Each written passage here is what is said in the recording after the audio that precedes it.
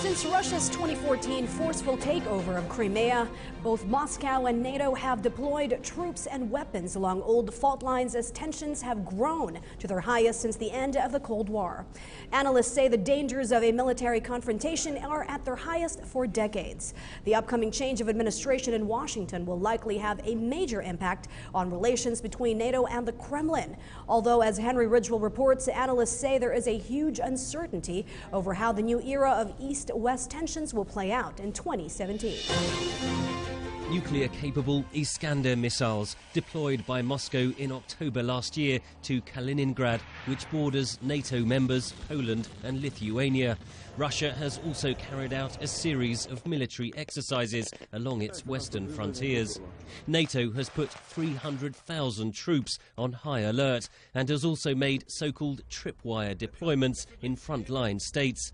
There is a growing danger of accidental escalation, warns NATO's former information officer in Moscow, John Luff, now at Chatham House.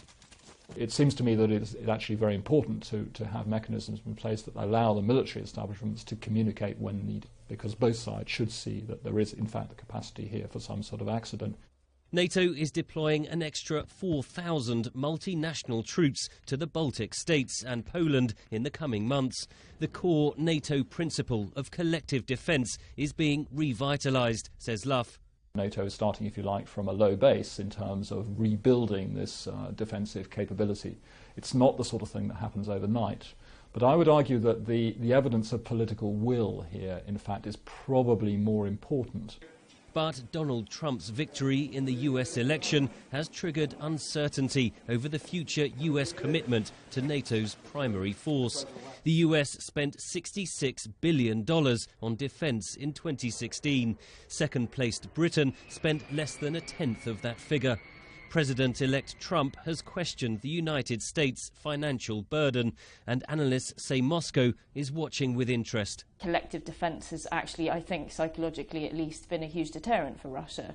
Trump may change that calculation if he certainly pledges not to necessarily come to NATO allies' help in a situation of need if they haven't paid their 2% defence spending.